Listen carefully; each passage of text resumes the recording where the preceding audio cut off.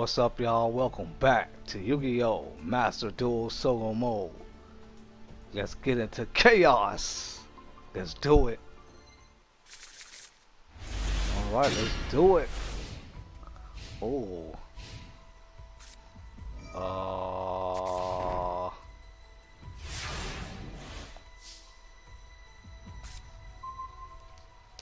Okay, got that.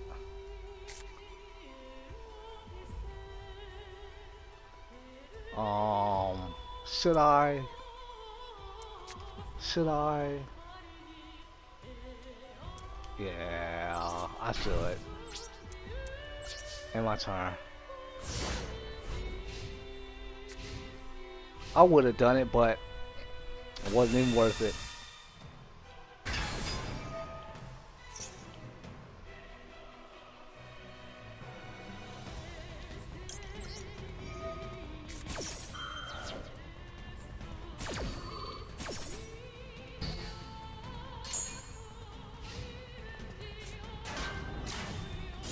There we go.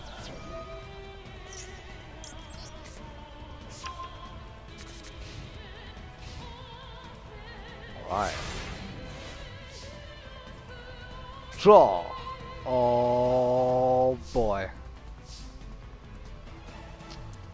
I gotta do it. I gotta do it. I gotta do it. I'm sorry, but I gotta do it.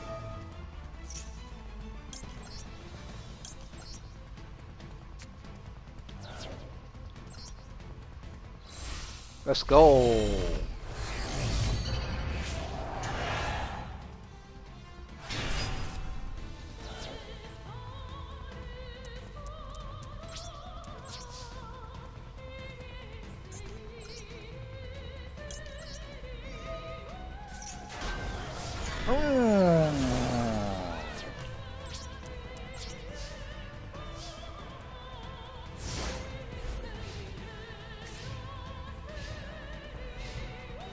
Oh.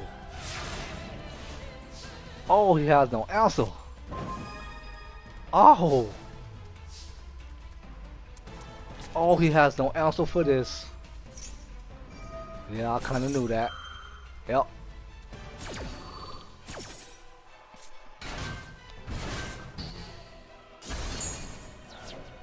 Yeah. You played right into my hands, buddy. Oh.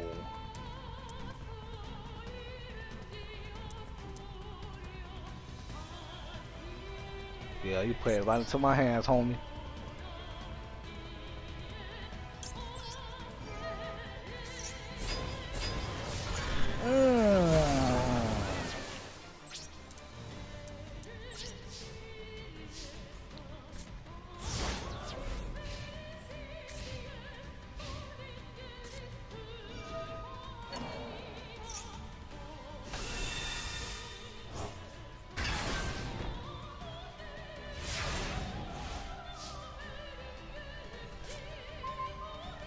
No use. No use. It is of no use. Blue Eyes Chaos Dragon. In this duel. Attack.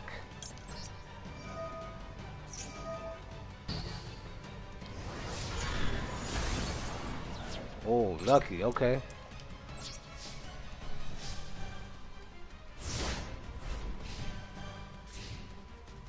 Lucky.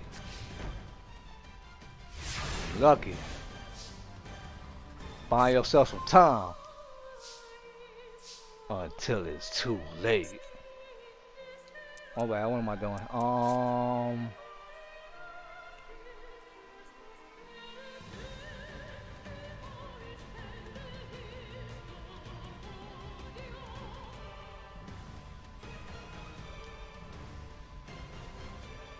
Should I? Nah. Blue Eyes Chaos Dragon. Attack directly and end this duel.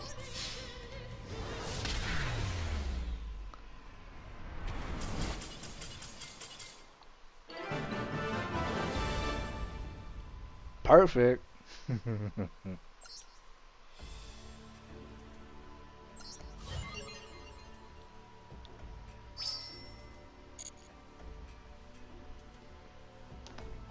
Alright.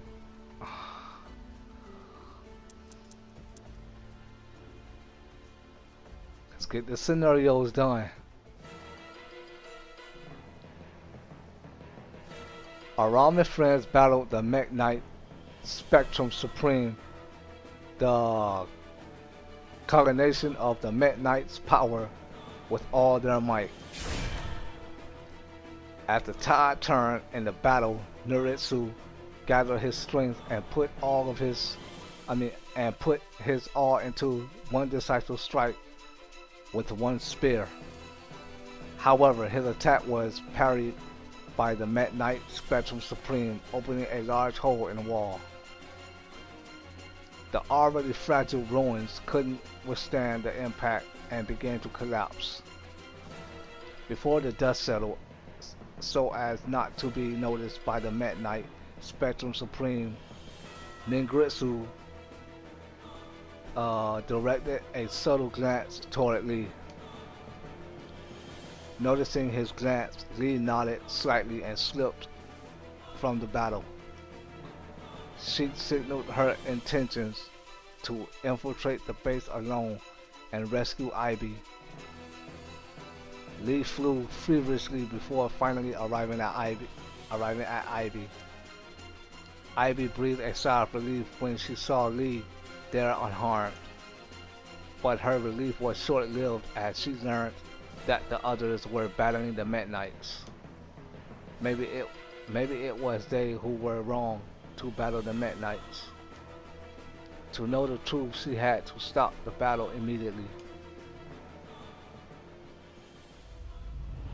As Ivy uttered those words, Lee, who stood in front of her, now slowly turned around. Upon the first meeting, Lee had greeted Ivy with the warm smile of a fairy. But her smile had transformed, now blackened and hideous. Terrified, Ivy sought to scream, but her consciousness was consumed by deep darkness before she could utter a noise.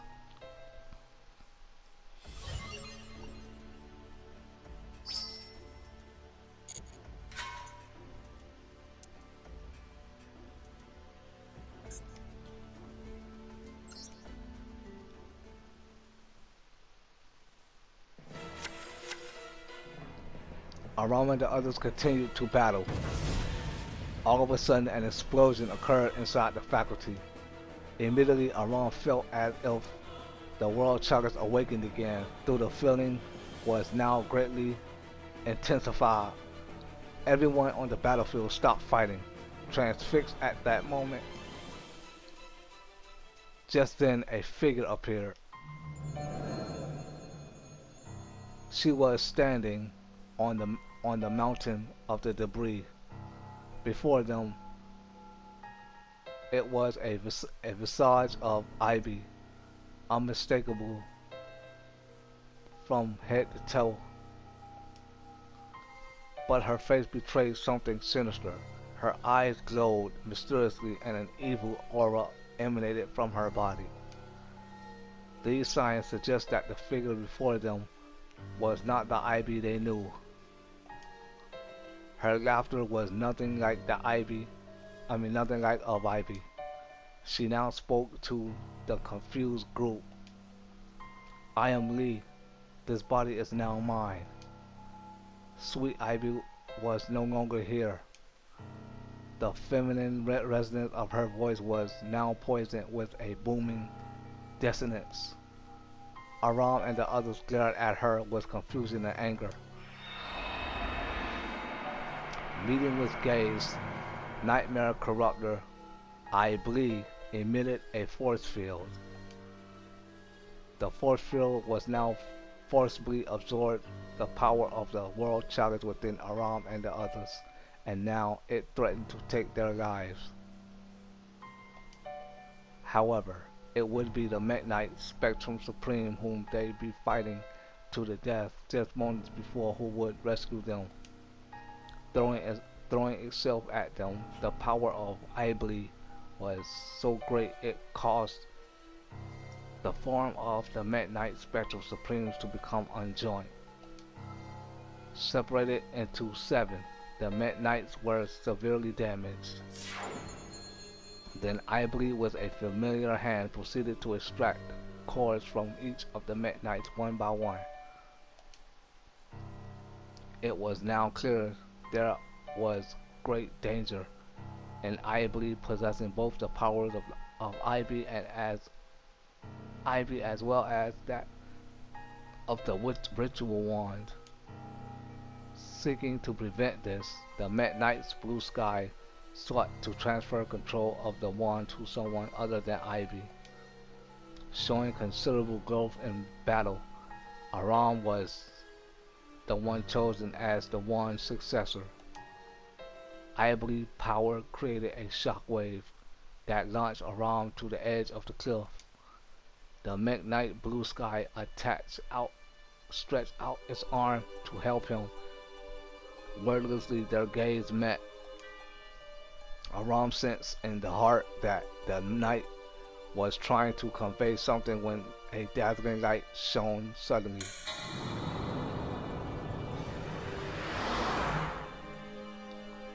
The next moment, Aram adorned the new armor, not of the world chalice, and holding a sword in each hand, stood the edge of the cliff as the Met Knight Avram, successor of the ritual wand.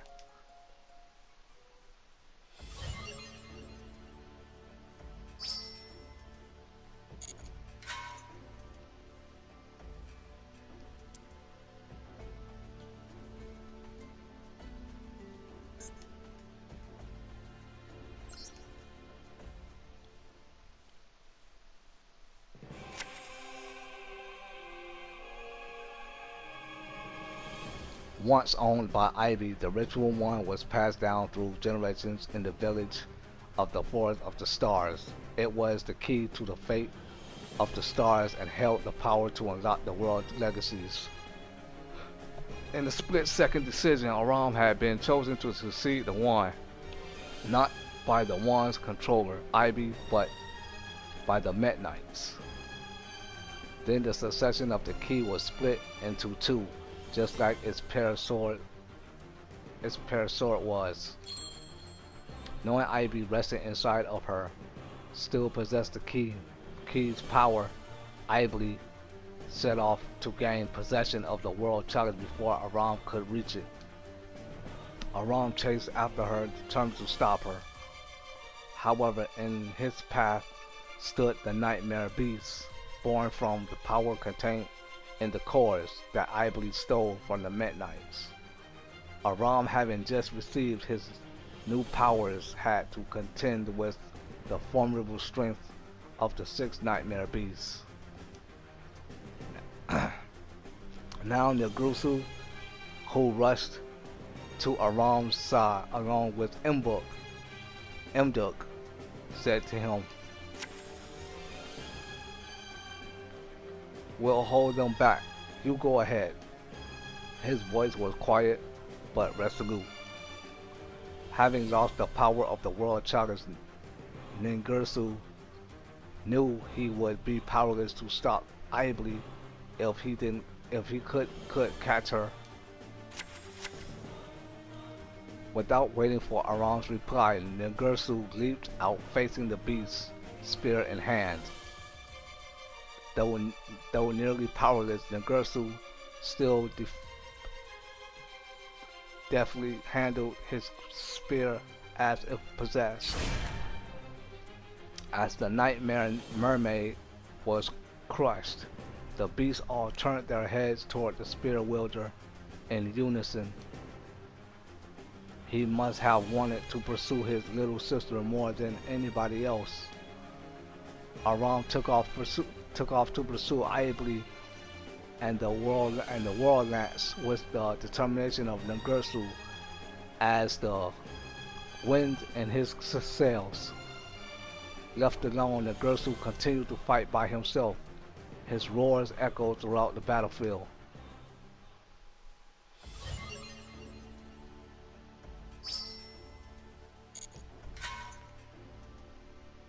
Alright, let's duel. Alright. Alright, here we go. Oh. Oh. That's it? Okay. Draw. Okay. So I'm gonna go terraforming.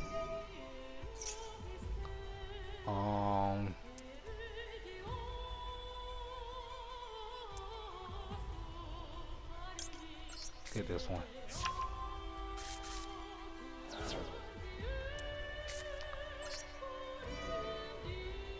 Got. And I am going to go with this one. Chosen, let's go. Oh no, I have no, oh. And this. Okay. Let's go. Chosen, attack that face down card. Let's go. Oh no.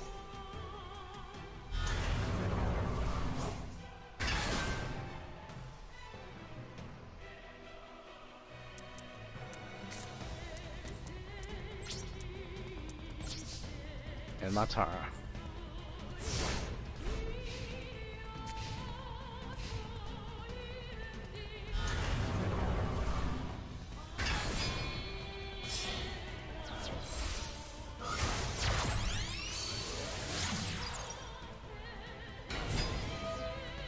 Oh no.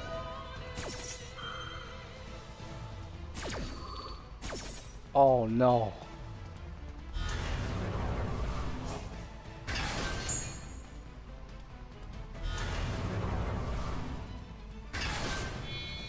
What is going on?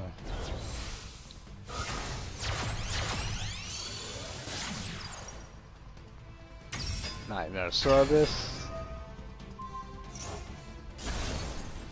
Okay. Sorry. Nope.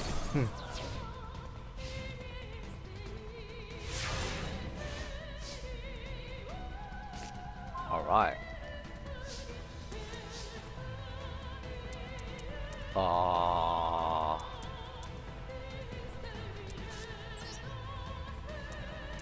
We're going to do.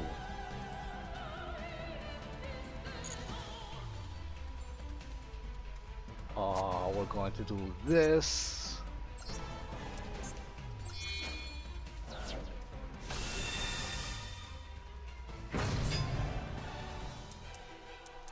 And what else? That's it. Let's see, what else should I do?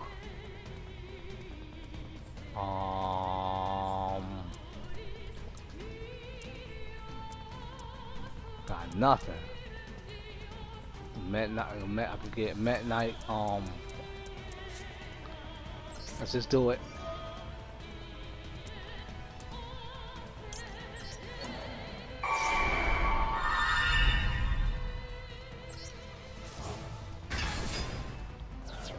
Right.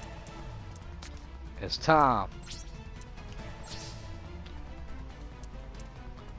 Chosen by the World Challenge. Attack directly. Midnight Blue Sky. Attack directly. And Midnight Red Moon. Attack directly.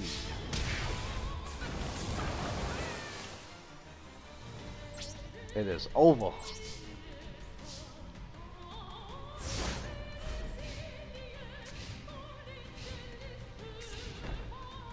It is over.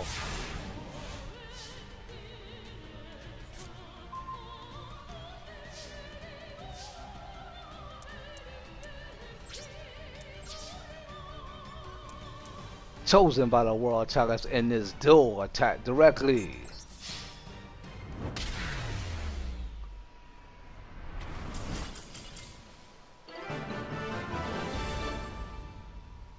Huh, easy win. Easy. Easy.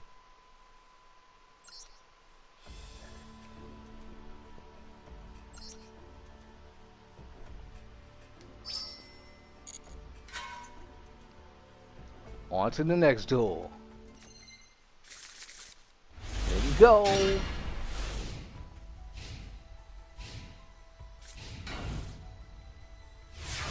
Yeah, same thing. It's gonna be an easy victory. An easy victory. Put that in. Let's get let's get that. Let's get on. No. Let's get on.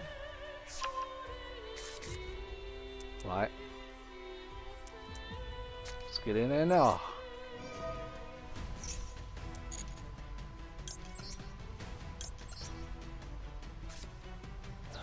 Let's go. Blue Eyes Chaos Max Dragon. Arrive.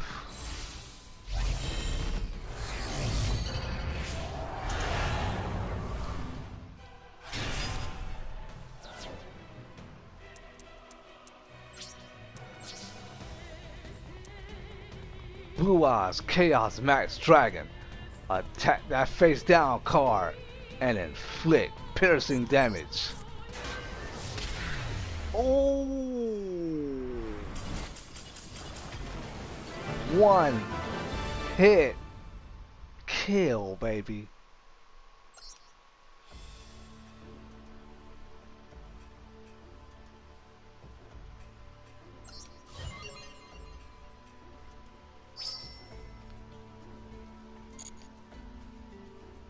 All right. Let's go. Aram rushed to the base of the World Lance, but it was too late. By the time he arrived, Ivory had already finished activating the World Lance. With the newfound power of the World Lance, Ivory launched an aggressive assault on Aram. With self-destructive force that each blow shook the earth, Aram faced the attacks alone. In the face of those attacks, Aram now lay wounded on the ground. Ivory moved to pick up Aram's discarded sword, now swinging it over and over, as if to check its weight.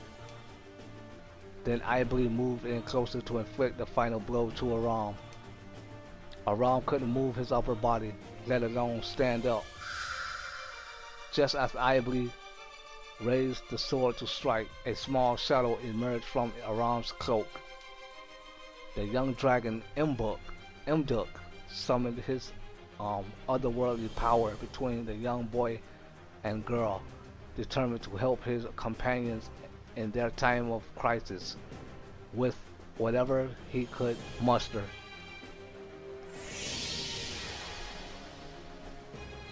The power suppressed the evil that dwelt in Ivy, if only for a moment.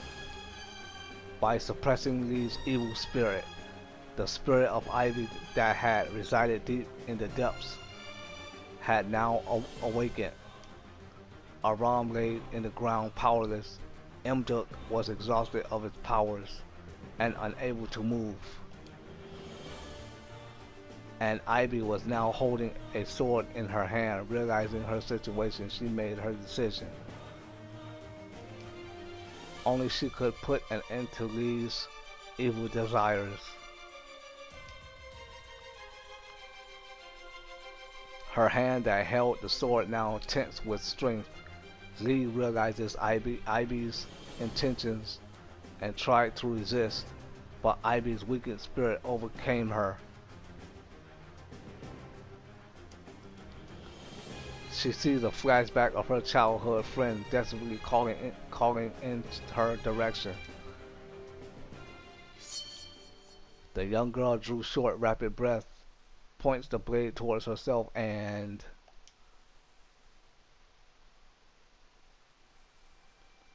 when the Gertsu arrived at the scene, he saw her childhood friend holding the limp body of his little sister in his arms, repeatedly calling her name.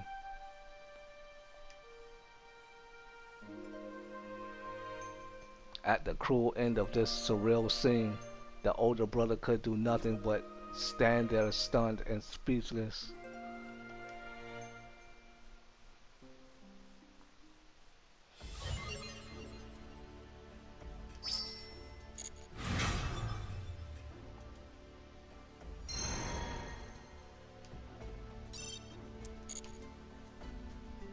Oh man, that was tragic, man. Alright, so let's open this gate.